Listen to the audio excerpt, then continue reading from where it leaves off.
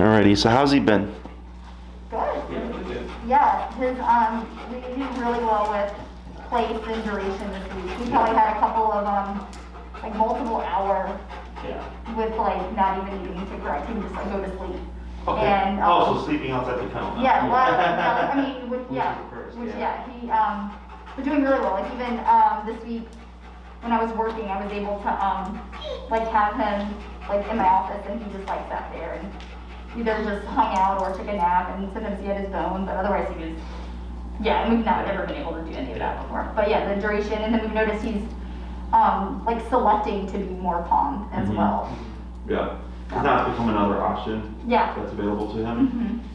So like in the home, if you're correcting stuff that you don't want, and also teaching him alternate behaviors like the resting, is that he goes, okay, well if I can't bark at you for attention, and I can't bat at you with my paw for attention, and you can't chew on this, and I can't chew at that, and I can't look out the window, and I can't do this, they just choose to relax. So that's why these things go hand in hand. One, to open up him like to the option of like resting is also being to do. Because dogs typically sleep 16 to 20 hours a day. That's the average dog. Every now and then I get a dog, like you said with him, where you're like, he only sleeps when he's in the kennel. Or they only sleep at night, and I'm like, okay, something's off there, because the majority of dogs is like 16 to 20 hours a day. So that's good. Anything else?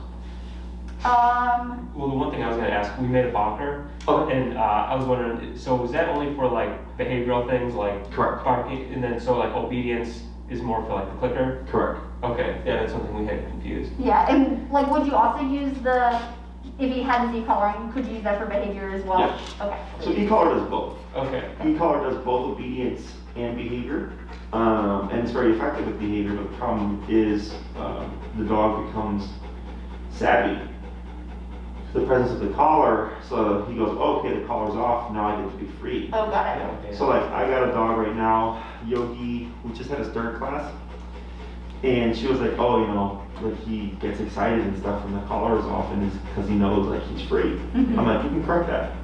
Because then he learned that they learned that game, so that's where the bonker comes in, so that it kind of bridges the gap of, hey buddy, the collar's off, but you still can't do these things, right? So with bonker, barking out the window, barking in general, jumping, taking something he shouldn't, anything you just want him to not do, you would use the bonker for. Okay. When it comes to getting him to do something, go to your bed, right? Walk at my side, come when I call you. That would be e-collar.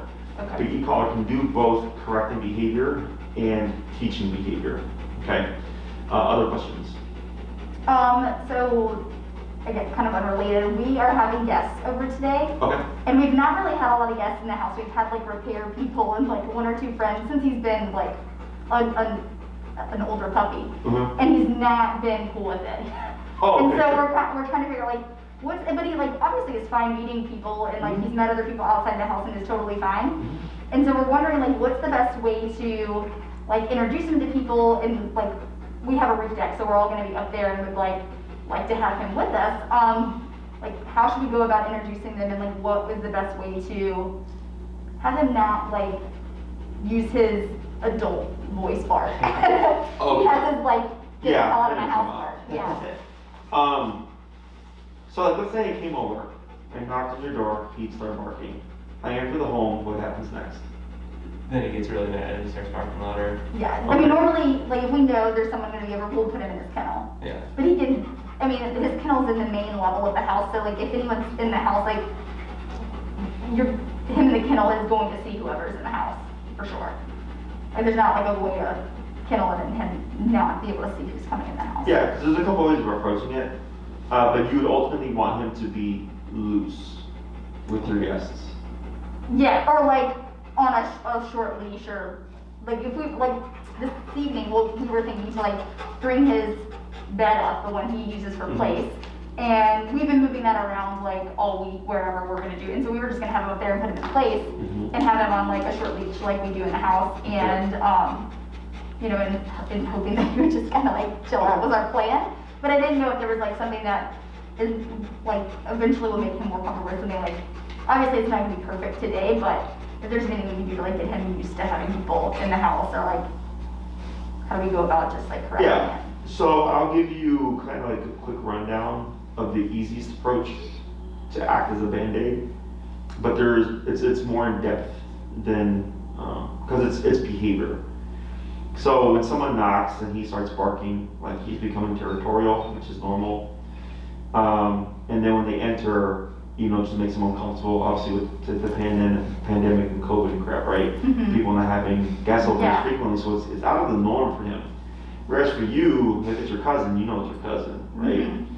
So when the knock happens, Marshall doesn't know that it's a person, okay? He just hears a foreign sound, it triggers, right? So whether it's the buzz, the knock, or whatever, he triggers and he goes, I know that means something. So when we have really social dogs, they bark. But then when you open the door and they see a person, they just go, I love people. Mm-hmm. And they just flip, right? So it goes from territorial to, oh, it's a person. Because they didn't know who caused the knock, right? Mm-hmm. So then, whatever, the guest comes in, dog is super excited, it's a party, right? Other dogs can kick it to suspicion, where they're like, this is not the norm. Okay, here's the knock, I bark, I see that it's a person. Have I seen you before, right? So then that's where things can become, escalated, where they become more territorial. Or the dogs with voices they're concerned of, like, hey, what's going on? Why is this person coming into our house? Yeah. Right? Because you're the norm. This is Marshall's norm right here, Yeah. right? So when something outside of the norm comes into the space, for us it's normal, right? But for the dog, it's not normal. Okay. Mm-hmm. So what I would do in the beginning is have Marshall on the leash. I'm assuming both of you guys are going to be around. Yeah. Okay. Have one person in charge of Marshall while the other person attends to the door. Okay. Have him on the leash. You can hold the handle. Give space from the door. When you go to approach the door, before you go to open it, if he's barking, what you're going to do is simply tap on the collar and bump 5 levels every 3 taps, okay, until you see Marshall start to back away. Okay, when you start to see him back away, 45, right? So 25, 30, 35, keep going up. So eventually, okay, 45 is backing off Marshall. Then you go to open the front door. Okay, you go to open it, he sees the person, he starts barking again, you freeze that picture. Okay, guest doesn't come in. You start tapping at that 45 to dial him down, bump it if needed. Once he's dialed down, your guest will walk in. If he were to bark, you would correct him. He settles, guest ignores Marshall. What you're doing here is you're bringing him down. Okay, you're nipping and biting him for escalating. Mm-hmm. And you're just telling him, like, hey bud, like, you can chill. Now this is of course a Band-Aid. This is not how I would actually do this. Mm-hmm. But for what because it's happening today, it's the easiest, is you're bringing them from a 10 down to a 0 to 1 as best as you can, okay? So that he's not giving you that angry bark, okay? Yeah. If he does, just use the collar and keep bumping it to eventually bring him down. You will override him. Mm-hmm. And then once he looks relaxed, then you can give direction, place. Okay, don't use place as a means of control when he's in that state, okay, because it's going to make things too complicated. First, you work on bringing Marshall down to 0. Once you feel like he's as close to 0 as you can get him, then you go to place, okay? Then your guest can come in, and then let's say like at, 30, 40 minutes later, whatever, there's going to be another guest coming in. You can release them just to make things a little bit easier. Hold the leash, and you're just holding it. You're not using it to pull him. You're just holding it to limit his range of motion. The knock happens. He starts triggering. You're at 45. It should be much faster because you already did it once before. Mm-hmm. Once you feel like he's close to 0, place. Right? Guest comes in. So what you're doing is you're applying the control once you brought him down, as opposed to using the control to control the door reactivity. Mm-hmm. Does that make sense? Yeah. Because we tend to do it reverse. We tend to do, oh, my dog's being crazy, sit, go to your bed, right? Where I go, control this first, because the brain's going to be so out of whack that he's not going to be able to focus on that, right? You're making it too complicated because you're telling him, hey, cut the crap, but also go to your bed. So first I go, cut the crap. Once he's cut the crap, then go to your bed. Okay, you make it very topic-based. And once you've settled him, typically, if you're having a lot of this over, usually by like the 3rd knock, dogs get the picture, and you might not see him escalate, okay? Because he's starting to think, oh, this is a different type of day. We're having a lot of people come over. And typically the dog stops carrying by that third to fourth knock. Otherwise, if it's been quite a bit before he's had anybody come over, like a number of people come over, you know, you might have to address them, but it should get progressively easier each time. You would just use that number that you used in the beginning, unless it's blatantly apparent that it's too much power. Okay. Then you bring it down if needed. But you're simply correcting them for the barking, calming them down, and then telling them you need to do this in response. Okay. And then if he's not used to people coming over, I mean, you can just play it by ear. If he looks chill and comfortable and you want to release him to like go up and like greet people, but just tell your guests like just ignore him. Yeah. Because people could like see the dog sniffing and they're like, oh, hey buddy. And then he's like, whoa, and he'll start barking again because he's just trying to feel out the situation. He's just getting used to like, oh, there's people here now. Yeah. Right? So, other questions? No, the only thing I was going to mention is we do have, since he does really well with meeting people like outside of the house, we have a courtyard out. Oh, you did. Would there be any benefit to like, you know, taking him out and like meet the people before coming into the house? Like, yeah, so that's a workaround. Okay. Because you're avoiding the door knock. Yeah. Because that's what triggers everything, right? Yeah. So like, yes, you can do that where you meet outside and they would greet him, everything's fine, and then what you would do is have your guests come in first. Okay. And then you would follow. Yeah. Because what could happen is if you come in first and they come in behind you, the dog can whip around and then become territorial because like, whoa, you're coming with us inside the home. So if the guest enters first and then you follow behind, you avoid that problem. Okay, yeah, he might, yeah. Because I can see, like, especially if he, like, you know, gets to sniff them and, like, meets them and he is getting attention, he'll be like, oh, yeah, this thing's great, like, come on in. Yeah, it's the knock that changes everything. Yeah. Because I've even had people that they would put their dog in a different room, you know, and then the dog would trigger but wouldn't know what was going on, and then they would like, open the door and the dog come out and the dog's like, oh, there's people here. Like it just avoids that knock or doorbell context, which is the trigger for everything. Okay, so that's also an option that you can do is you can be outside, but just have the guests come in first and then you follow behind. Okay, yeah. Other questions? No, I think that's really helpful, thank you. There's an exercise that we do, de-escalation exercise that's more kind of in-depth, where we use body language and stuff, that actively communicates to the dog like, hey, like, thanks for letting us know someone's here, but we're in control now, and you can just chill and relax. Yeah. Okay? But that one's more like longer. Yeah, because it's not like I don't want him to alert me if someone is like near the house, like that would, yeah, like let me know. I mean, because he definitely hears, like he'll hear the FedEx guy like way before they're at the door. Yeah, they like, can hear he'll the know truck. they're there, Yeah, for sure. And you wouldn't kill security, because it's you're setting it up to look a very specific way.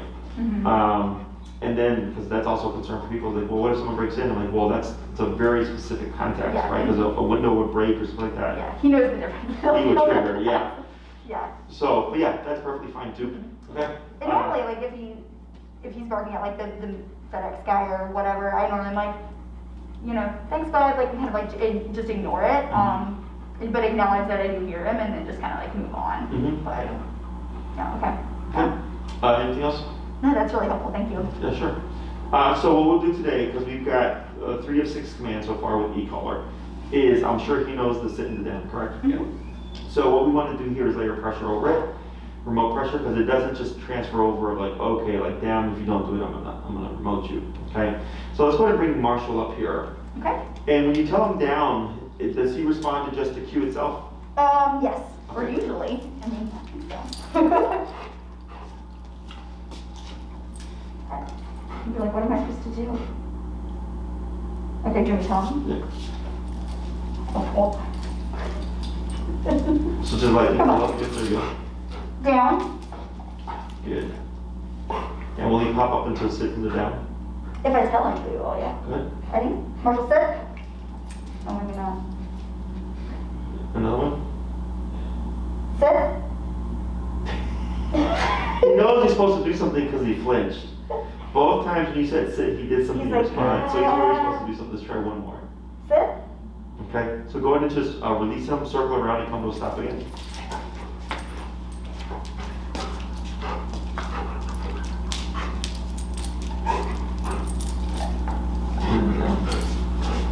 Down.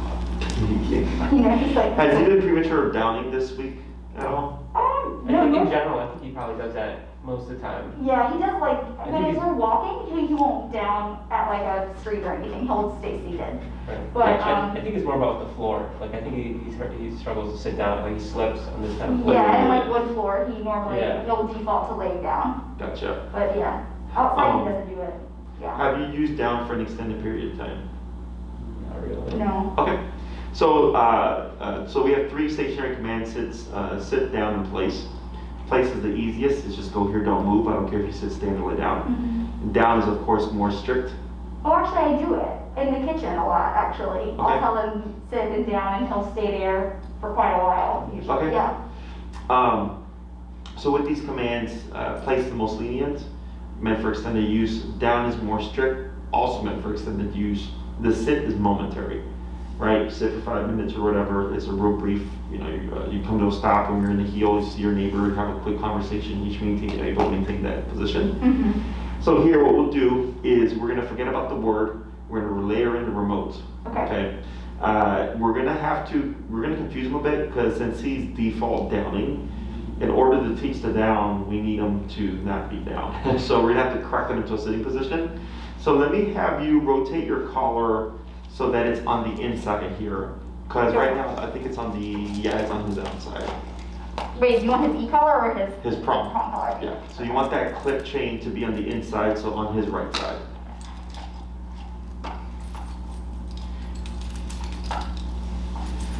Alrighty, and let's go and bring him down over here to the center of the room. Okay, and you're gonna just come to a stop. We're not gonna give him any direction here, okay? Right there. Okay, so you default downs here. So you're gonna, what's your number currently set at? A 40. You're gonna lightly pull up on your prong here. Okay, so tap, tap, tap, tap, tap. Up on your collar, tap, tap, tap, and relax. Good. So here, with the default down, we see it a lot when we work with dogs. So here, I don't care that he's default downing. I only care because in order to teach him to down with pressure, we need to be able to do it from different positions. Mm-hmm. Yeah. There we go. So what you're gonna do is let the left hand go now, and with your left foot up, tap, tap, tap, tap, tap. Wait a moment. Tap, tap, pull in, tap, tap, tap, up, and relax. Good. And when it pivots, so you're more to the side, like that. Good. Let the left hand go again. And with your left foot, you're gonna put very subtle pressure on your leash. So you're gonna step on your leash where that hook is, right there. And you're gonna slowly pull up on the right hand for the leash until you start to feel some tension going down on his neck, okay? Now step on it and tap and praise. Good boy. Good boy. And you're gonna say break. All right, break. And you're gonna repeat that 4 more times. Okay. Okay, so it needs to be in a sit. Yeah, I do it from the sitting position, which is a big no-no in the dog training world. Yep. Good. And then relax. Good. Tap. Tap. Tap. Good. And then relax. Tap. There you go. Now praise. Yeah, so this is the confusion because we're tapping him for laying, not for laying down by his own choice, but then tapping him back into the down. Yeah. So you might start to see some confusion in a bit. It's normal. We'll work through it. Okay. Break. Okay, break. You're good. You remember the drink. You can have the remote, right? Alright. Yeah. Right. Wait a moment. Go. Yeah. I can do anything. Yeah. Come on. Yeah. Good. Wait a moment.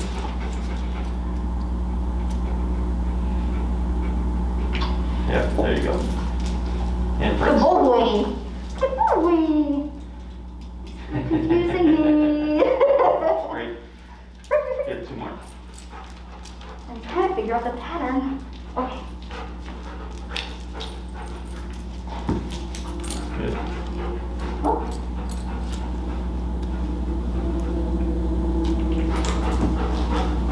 Good boy. Good boy. And 1 more.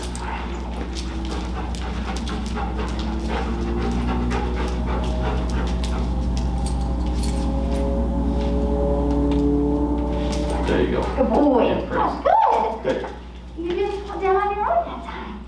Good job, bud. Is there anything that he's really crazy for, like a ball or something? Oh, Yeah. He's got a couple of balls. Okay. Mm-hmm. I'll be back. Okay. Because I wanna add a little distraction here.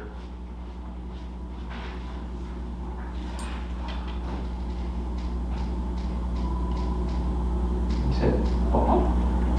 We don't normally just play with balls.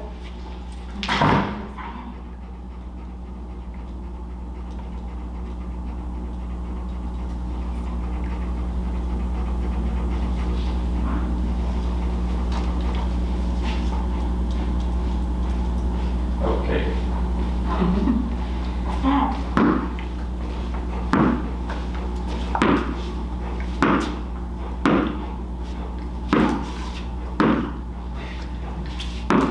He's like, I don't know what I'm supposed to. Okay, cool. So this is what I wanted to see here, okay? So what I'm gonna have you do now is to release him, and you're gonna down him as center as you can in the floor here, okay? Okay. And you're gonna down him using the pressure, no work. Okay. Okay? All right, Britt. Around. There you go. Oh. Yo, I'm not breathing yet. Come on. There you go. Good. And you're gonna keep your foot where you have, okay? Okay. Yeah. There we go. So now what we're doing is I want to make sure that the tab itself is what's downing Marshall, okay? So he's already familiar with this because of the prong. Mm-hmm. So we're just trying to transfer it to the remote down. Okay. So if I tell Marshall to down, he downs, I go 20 feet away. If he were to start to get up when you tap him, you should just push him into position, okay? Now, if we don't layer in the collar like we are now, what would happen is you tap him, most likely push him out of the position. Mm-hmm. Okay, that's why we have to always reteach things with pressure or with e-collar. So if I have a dog that's already been trained on food or been trained on prong, it doesn't just mean, oh, if I just tap them, they'll just go back to the down again. More often than not, they go out of it. Mm-hmm. Okay, so what I want to see here, so they bounce the ball, I want Marshall to get up. Okay, and actually what I'll have you do is go ahead and take your foot off, Okay. and instead you're going to shorten your leash. So actually, go ahead and pull it from his paws here. Good. Okay. And then hold about right there, that's perfect, okay? Okay. And what you're gonna do is, if Marshall breaks position, you're not gonna repeat anything, you're just gonna jump straight to the tap. Okay. So if he pops up and you tap him and he pops down, good. That means he's relating the tap also means to go into this position. Does that make Okay. sense? Mm-hmm.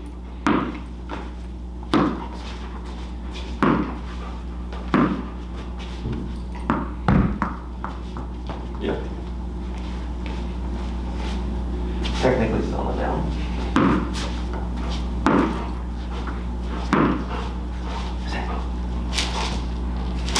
Tap, tap, tap, tap, tap. Bump a few levels. Tap, tap. There. Okay. That's what I wanted to see. So what's our number now? 48. 48.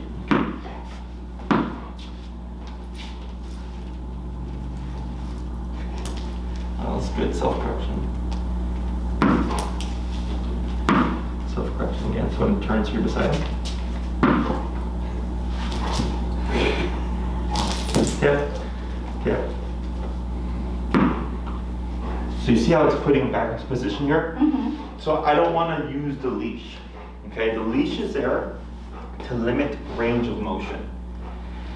So if you're always using the leash to reinforce positions, like in the beginning we did the step to help him, now we're weaning that away, because if he's off leash, all you're gonna have is that, Yeah. okay? So the more you use the leash, the more you become reliant on it, and the more he becomes reliant on it. Does that make sense? Mm-hmm. So we're trying to teach them the conversation of, if you're in a down and you feel this, when you break position, it doesn't mean to do anything else but go into that position again, okay? So here,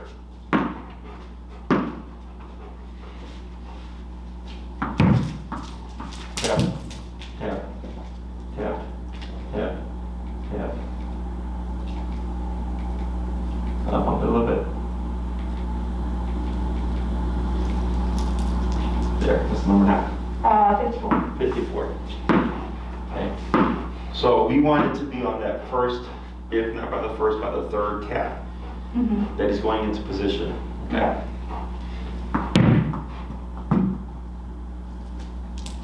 That's good.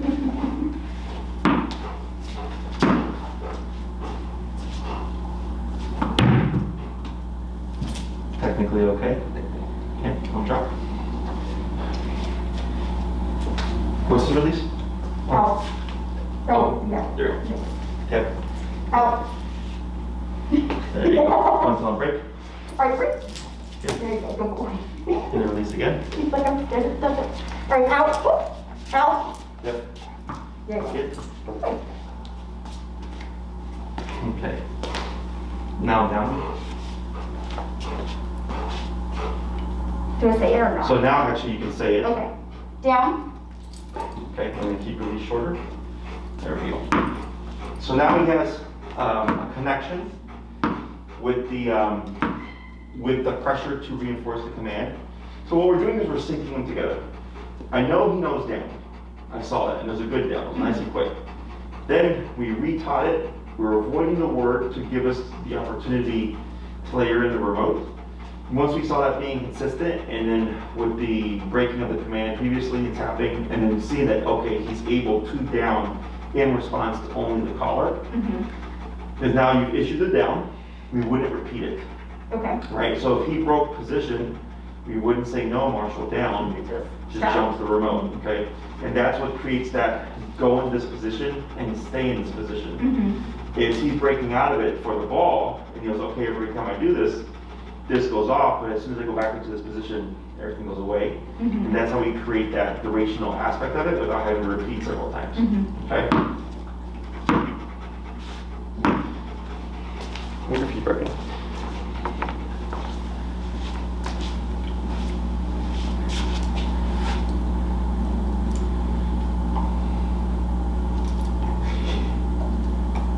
Good. Thumb them down.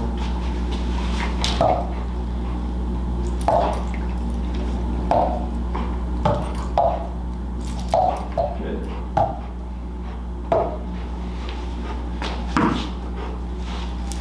Tap. Tap. Tap. Like that. That's good. So this was replacing the leash pop. Okay. Right, so Yeah. I'm assuming that's what you did when you went Yeah. down? Yep. So Yeah, we're, which is hard to do.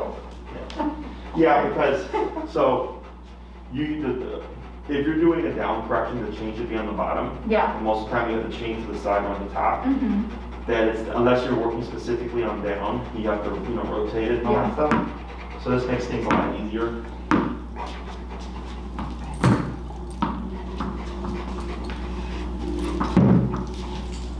Yeah, and that's technically okay. So me personally, I don't care about aesthetic. Okay. I care about function. Because with the Sphinx like down, one, it's not realistic. It's uncomfortable for dogs to lay like that for a while. Yeah. That you'll almost always see them go to this. Yeah. Right? Yeah. So what we're doing here is making it easier for you to correct Marshall so that when you do durational stuff, he's able to go back into position in response to E-collar. Okay? Questions on this so far? No. Okay. So now, this is very much when you practice it like place command. In the beginning, you'd start off nearby, and then you would gradually work your way out. What's the longest you've had Marshall stay put for? At least an hour, maybe two. Yeah. For the down or for place? Oh, for place, probably 2. Okay. And have had to do like one line or just a couple line corrections, nothing like Mhm. anything. And that's if like we're stationary. He's not as great. I realized if like I'm actively doing something in a larger Yep. room, like as soon as if I take my eyes off him for like long enough, like he'll quietly like get up and like sniff around, and then I'm like, as soon as I look back, I'll correct it. But it's just like I didn't even notice that he had gotten up. But Yeah. but down, I would say like when I'm cooking, he'll like do like 15-20 minutes usually. And that's like if he's not in a super hyper play with me mood and he just like wants to like hang out with me, he'll he'll lay just like this and watch me go. Okay. So the place and the down you can use interchangeably. Okay, so down is meant for 2 hours, 3 hours, 4 hours, whatever length of time you're wanting that as well. And I don't care how he's feeling. I don't care if he is feeling playful. Like if I say down, you're just gonna hold that position. Okay. So going to the place real quick, if you place him and you're doing things, you're actively moving around and stuff, is when you corrected him back to place. Let's say you do that every day and 30 minutes, and each time he did it, he always got up like 2 times, right? But he would respond to the correction. That tells me with the correction, he's associating to go back. But it's not enough to keep him there. Because he does it consistently 2 times every 30 minutes, right? Is bumping the power. Okay. So when you corrected him, when you were moving stuff, would he hold it the rest of the time and then the next time it was better? Or do you feel like consistently he had issues with holding place when you were moving? It happened, he got it twice today over the course of like an hour and a half. Okay. But yeah, I think, I think I had it on like 35 or 40, and I just don't think it was enough to get into like that was uncomfortable, but it wasn't enough for me like not to do it in 20 minutes or whatever. Yeah, it was like another 20 or 30 minutes he did it again. Yeah, so then what I would do is every time he makes a decision like that, bump 5 levels. Okay, so then you might find, and pick up from the day before. So let's say you try that again today, and you go to 55, but he's still willing to break by the end of the session or whatever. Tomorrow you start at 60, right? Then 65, 70, whatever, and then like let's say he's still breaking the position. The next day, if I ended at 85 today, tomorrow's gonna be 90. Because you keep building off of the previous number. Until eventually you're like, oh yeah, I tapped him at 90, and he stayed the rest of the hour and a half. And then the next day when I placed him, and I was moving around, and I was doing all these things, I was working out, he didn't move for another hour. 90 is really resonating. And it's enough to contain him and keep him contained. Okay? Same thing for the down. Now, because we just taught the down today with pressure, you may not be able to escalate as quickly. So pressure makes dogs want to move. So it's against his instinct. So with place, it's movement, right? Go from here to there. This isn't movement really. It's going to the stationary position. So going higher with stuff like down tends to make dogs want to pop up. Okay, so this week you would go to kind of like phase 1 of the place command. Is if you're gonna watch TV for a bit, you're gonna watch a movie for an hour and a half, bring Marshall over, down at your feet, and step on the leash, giving about a foot to the 1.5 foot slack. And then 30 minutes later, he tries to get up, you remote him, he goes back down. 15 minutes later, he gets back up, you remote him. You're doing the same thing that you did with place, but with a stricter command, okay? And typically the stay component tends to overlap, okay? So this is gonna be more difficult because this is much more strict, right? He can't fidget around like he could on the place command. So dogs tend to have a harder time with this. So knowing that, I might favor using this command in the beginning more until I feel like the down and the place are kind of at the same progress level, and then you can start using them interchangeably. So you're just trying to catch this up to the place, right? You just reminded me, a lot of times when he's in place, he has like an elevated bed, like kind of like a bigger version of what we were with last week. And if he has like a bone or something, and he drops it off the side, we've been letting him just, he keeps his paws on there, and he just like reaches over and grabs it, and that's cool, okay. Yeah. If he has to like get off to grab it, and then get back on? Okay, you correct it. Yeah, so there's no, like, we understand why. Right? But for him, it becomes an option. So like my paws have to stay on no matter what. My Pit used to take her bone and then roll it, and she would cry. And I'd go over there and pick it up and then give it to her. 5 minutes later, she'd roll it and she'd cry. So she would play this game. He does stuff like that all the time, Yeah, so dogs are super smart. They'll learn to play things like that, okay? But yes, as long as he keeps the paws on, that's good. If you were to go further and his paw went on the ground technically to grab it, you would have to correct that, okay? So then his response will be, okay, that's too far for me. I'm gonna whine. And then now it's just a matter of, do we create that habit where he's controlling you by knocking things off on purpose? Okay? Yeah, that's how he gets us to play with him when we don't want to play. He'll purposely let a toy go under the couch, even though it's like an inch underneath the couch where he can clearly get it, and he'll just sit there and whine. Sounds like my girlfriend's dog. So, let's do this. Let's swap hammers here. We're gonna keep them in that position though. Okay. Yeah, so yep. So if you were to start to get up, you would reinforce it. Because even though we're switching hammers, it's not coming in.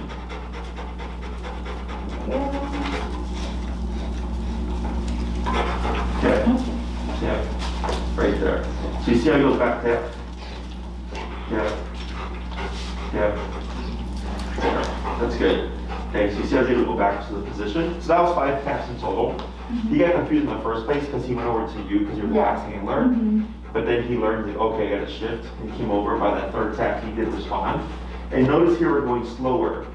Tap. Tap. Right? Because remember, higher power and or faster tapping makes dogs want to move. So if you went faster, he'd be all over the place. And we're trying to put him in a more passive position so we go opposite. Okay? So here, so that was good. All I wanted to see here is that Marshall is laying down in response to the collar with little to no leash guidance.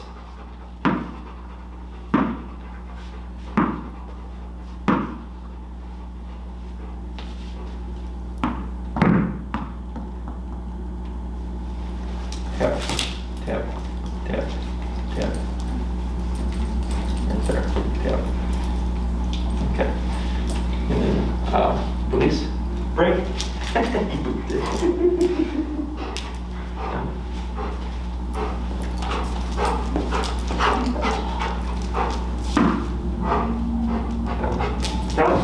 Okay, so here, going to cue him into a sit, because he prematurely down, but you sent down, so that's technically, yep, sit.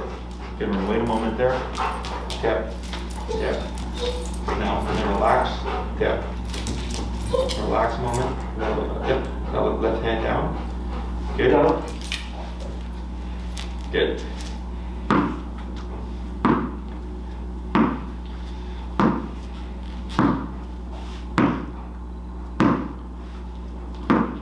Good. Is there anything else in that? What about did we talk about the vacuum before? Oh, vacuum's going great. Okay. Yeah, he let me vacuum. I put him in place and I had like the vacuum in one hand and the clicker in the other, and he was able to like let me vacuum and didn't like lose his mind. I did it like without it on for a minute, and then like he was cool, and then I like let him free, and he came and sniffed, and I put him back in place, and and then even today I didn't even put him in place, and he let me like vacuum. Good. So yeah, they were really great. Yeah, good. Awesome. So chances are he'd do fine with this then, but this would be another thing you're gonna add it to. You know, where you put him in down, leash on, of course. And then start the vacuuming process to see if you'll hold it. Because with him being on the ground, he's more in that immediate space of the vacuum, as opposed to if he's on an elevated bed. Okay? So here, now he's got a pretty good response to the collar, is finding things that would incentivize him to break the position. Okay, so things that he might go crazy for, the ball, the vacuum, you know, if there's a floor pull or something like that, and he's crazy for all that stuff. Teaching impulse control, but it just allows you to like see like where he's at. Because ideally, when you tap him, you want to be on the first hit. Then he just goes into that position. Okay. And then you can also use this stuff as a reward, where you teach him to like hold it, and then you would release him, and then you give the object. Okay. So the guy that came, if he's got good ball drive, you can blend play and fetch, or tug, or floor pole chasing and all that stuff with training. So I don't know if you saw that video we did with the Zula, the Doberman puppy. It's on our Instagram, but it's like it should be on Instagram. I know it's on YouTube for sure, but we did she's got great prey drive. So we had her with the floor pole, we're doing recall to floor pole, she's doing the heel and the down and everything. You see going around, and when we release her, she goes for it. So we're building her impulse control, right? So the reason why it's great for guys like this is a lot of times during the winter time, people will go out and like do fetch with their dog, but they'll avoid like doing any training stuff. So then what happens is come the springtime, because they didn't use their training other than like the heel really, the dog is kind of sloppy. So then I'll tell them, well, if your dog's got good prey drive or fetch or whatever, is when you're playing fetch with your dog, throw in commands here and there. You know, hold the sit, throw this, okay, break, let them chase the ball and bring it back, down, throw it, okay, break and all that. So you're still using it to a degree, so that by the time spring or summer comes around, the dog's it's not that they like really forget or lose it, it's just it's not going to be as good as it was before. Right now it's the season for going to restaurant patios and having friends come over and barbecues and all that stuff. that you're using your obedience all the time, but then winter hits, we get lazy, we hibernate, we don't use it as much. So then when we come back to the next year, it's like Marshall knows how to down, but then he just won't hold it down. Yeah. Okay? So questions about this so far? So in the beginning, we always do things on the leash because we want to limit range of motion. We never repeat, so like when Marshall went and grabbed the ball earlier, we just started tapping and it rolled into a space, but he did ultimately go back to the down position, that technically was fine. And then just repeating this process until you know for sure he associates tap means back into down, okay? So now what we're gonna do is go to short your leash and you're gonna cue the sit, tap, tap, tap, right there, and then relax, okay? Good. So now we're gonna go opposite. Okay, so we're gonna condition pressure behind the sit now. So right there, because I already know he knows how to do it, we just shortened it, and on that third tap, he responded. Had he not responded, you would have just kept tapping, but then incorporated the prong to bring him up. So what we're teaching him now is, he currently has 5 options to pressure. Walk at your side, go to his bed, come when you call him, lay down, or sit up. Okay, those are his 5 responses to the pressure so far. So here we have to condition him so he starts to understand, like, okay, what do I got to do here to turn this off? So dogs tend to interpret the collar depending on what life looks like at the moment. Okay, so if you're walking with Marshall, you're here to him, right? So if you're walking, if he's lagging and you're like that to him, when you tap him, he's thinking, oh, that leg should be here. Okay, that's his visual. When you come to a stop, he's standing, and you tap him, oh, I'm supposed to be here, right? If you're 30 feet away from him and you tap him, he looks around and goes, oh, you're 30 feet away? I should probably just come back to you. That's how he's interpreting all these things, okay? So when it comes to the down and the sit, this tends to be the most difficult for the dog because for the most part, the picture's kind of the same because they're at your side. But then since we're going back to back, like let's say I down Marshall, and I told him to sit and I'm tapping him and he's just figuring out what it means, you might see him like kind of like go like this or like roll on the ground because he's thinking how much more down do I have to go? Okay, so that's where the prong kicks in. Okay, so you create confusion because he's got to figure out, okay, like the last thing I did was down, so I'm just going to go more down. So then we keep the pressure on, and if no response by that third tap, we keep tapping and then lightly guide him. So he goes, oh, I'm supposed to pop up, not go down more. Okay. The next thing that we're going to do is correct the premature downing. Now, it really isn't a problem if he's not in the heel, right? Because heel means walk with me, stay with me, sit when I stop. But once we start to layer pressure behind the down, what you might find is when you're on the walk now, you come to a stop, he's going to automatically down.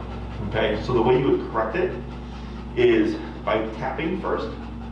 We're not going to say sit, but by tapping, if no response to that third tap, tap and then lightly pull up to pop them up, kind of like what you did here, but just without the verbal. So what we're teaching Marshall is, hey buddy, if we're in a heel and we come to a stop and you auto down, there's an automatic correction. Because if you say sit, it becomes a sit command. But he wasn't in the sit command, he was in the heel command. Does that make sense? Because your new command will override your old command. So if he's in the heel and you said sit and you started walking again, technically he shouldn't move unless you say heel again. You have to then restart the heel. Does that make sense? So it's a little confusing in the beginning, but once you get it, you know, new command overrides old command, even if it's the same command, it allows you tap, tap. Wait a moment. Yeah, see? So we give he popped up, we relaxed, we give him the moment to make the decision. He thought about that down, but then propped back up again, okay? So here is what I call clarification, going between the two commands, so that he understands that sit is this position and down means this position, okay? I'll go ahead and take a step back here, okay? And then go on to D-O-W-N, down, yep, there you go. Good, now wait a moment. Sit. Sit. Tap. Tap. Tap. Wait a moment. Good. Down. was a good one. So you see how quickly he down there? I don't think you tapped, right? No. No, because it was too quick, okay? So I think we talked about the recall at this stage, you're always remoting, right? Every time you call him, because you're trying to make the mistake of mistapping and confusing him. For all the other commands, we don't apply that rule, okay? If I said heel, sit, down, place, whatever, and he moves, he can avoid the hit, okay? Because we're not worried about is Marshall going to take off. So we, on the recall command is the only one that we always apply pressure until I know for a fact he's going to return when he feels it no matter what, okay? Go ahead and cue sit. Sit. Tap. Tap. Good. See, that was on the second tap, right? Okay, go ahead and release him. Break. Good. You're going to circle around.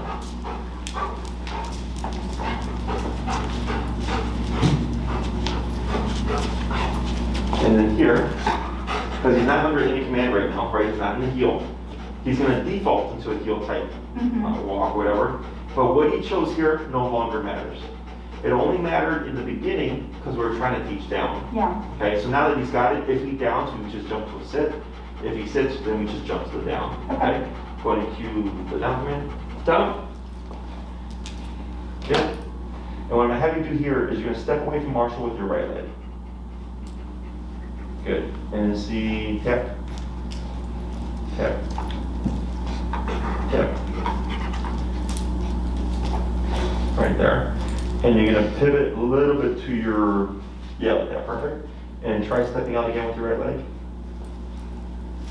Okay. So you see how he's following you here, okay? Here, let me show you first, it might be easiest.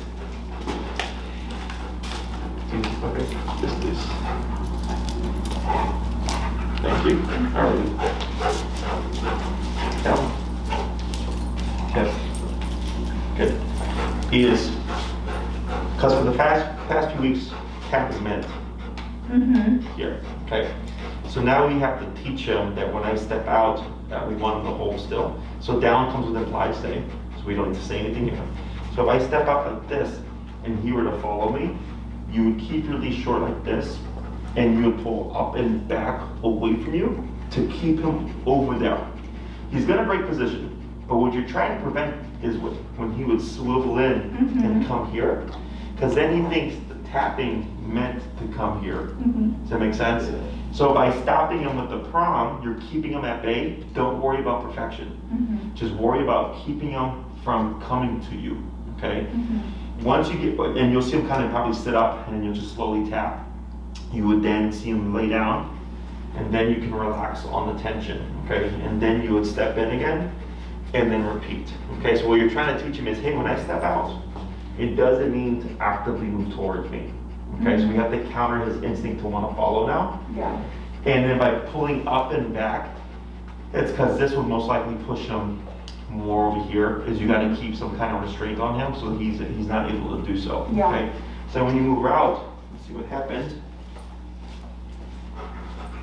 Yep, yep, yep, yep, yep, yep, yep. Like that. Okay, so he was positioned one way, now he's positioned a different way.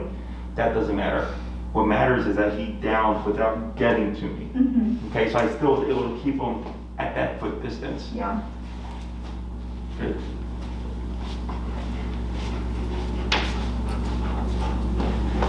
So just limiting that range of motion. And there was a little confusion there, because he would have got it earlier, but the prom was short, so he felt it, so it popped him up again. So then I had to ease the tension and click in with this, okay? Cool.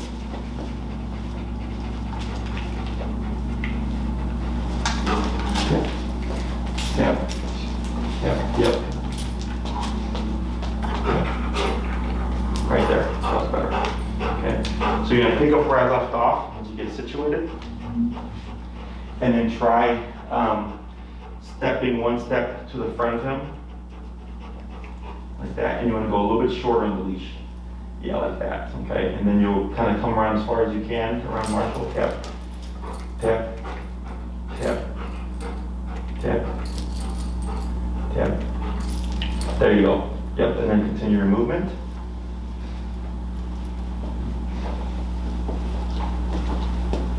Good. Back to his side. Good. And then break. Great. Okay, let's try that one more time.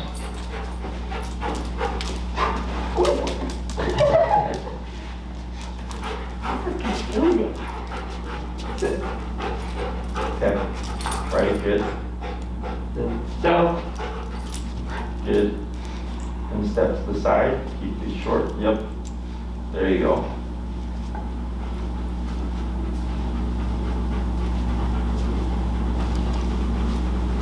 Much better. Good. And then one more. Great.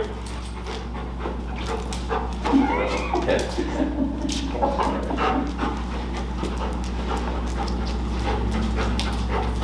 Sit. Down. Good.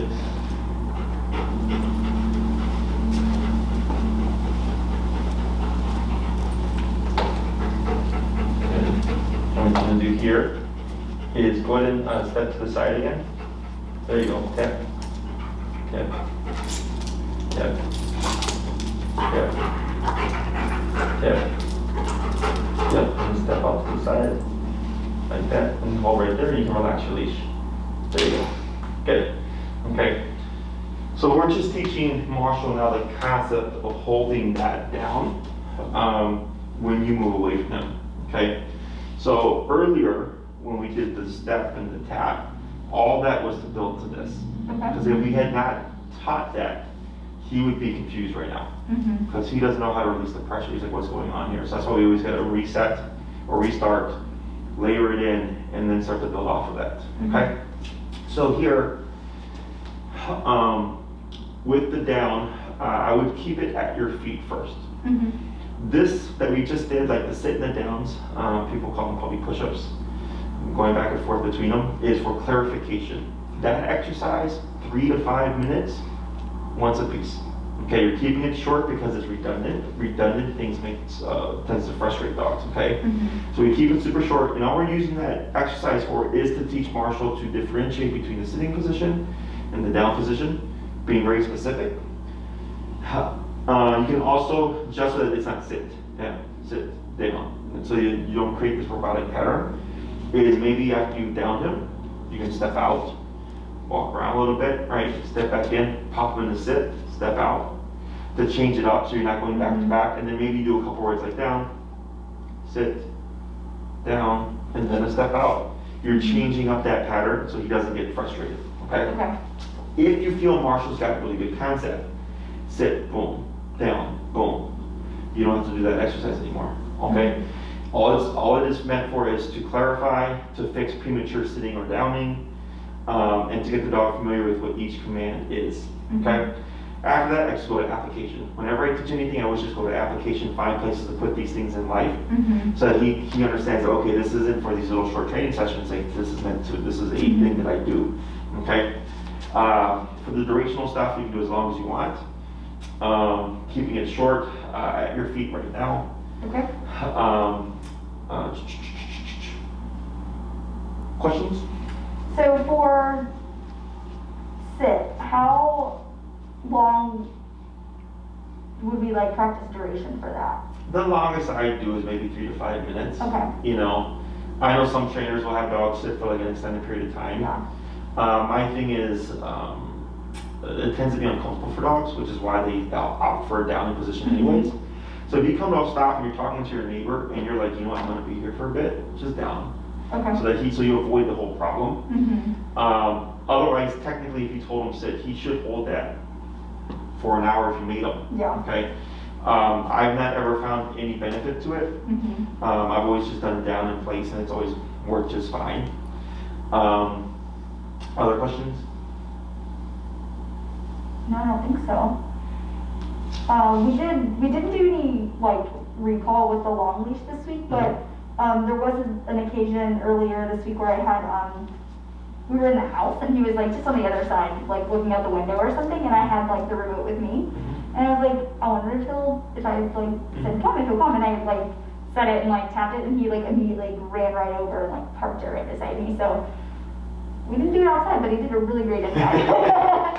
Did I tell you guys about the short leash recall? Yeah, and I did do that this week, and that worked really well. He would be Yeah. great outside of that, yeah. Yeah, so because that's why recall takes the longest, just because you gotta go somewhere. Yeah. But the short leash recall at least allows you to get some reps in Mhm. regardless.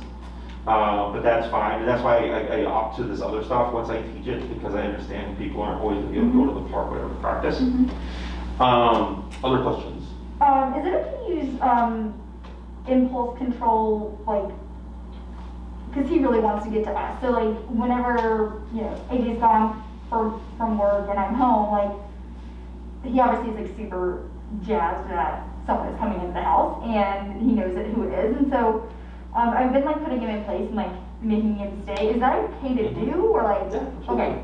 And then like as soon as he gets like through the upstairs and like put the stuff down, I'll like let him break and he like runs over and. Yeah, impulse control can be anything. Okay. You know, and especially, and I tell people, if you can make your dog listen when it's somebody of the immediate family coming home, everything else is so much easier. Because that's the pinnacle for a lot of dogs. Mhm. Okay, even like territorial dogs, I'll tell the owners like, hey, if when you come home, like if you can get your dog to stay put with the mom, the dad, the dog, or whatever, I'm like that really makes it easier for like the territorial stuff.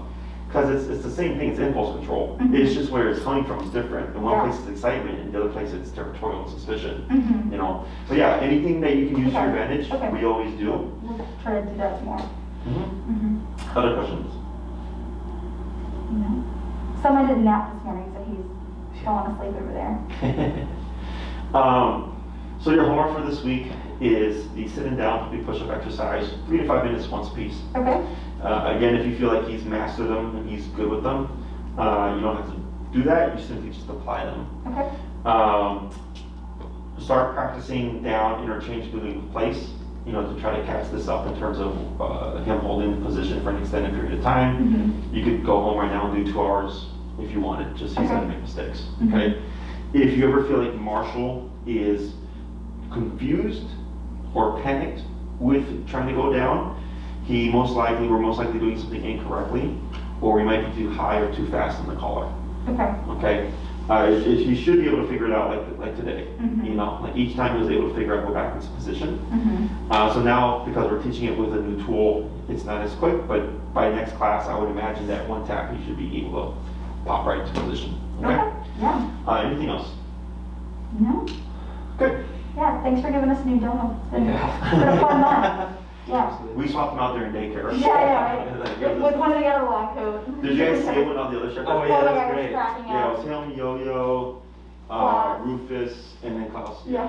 Yeah. Are they friends? I I thought know it's like Instagram. We don't actually. Okay. Yeah. I just saw this comment, like. Yeah, we thought about like doing like a get together at some point. Oh, no, that's never mind. I already answered my question.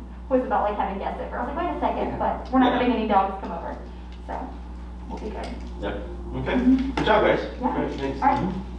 Are you ready to go, bud? Great. Time to go.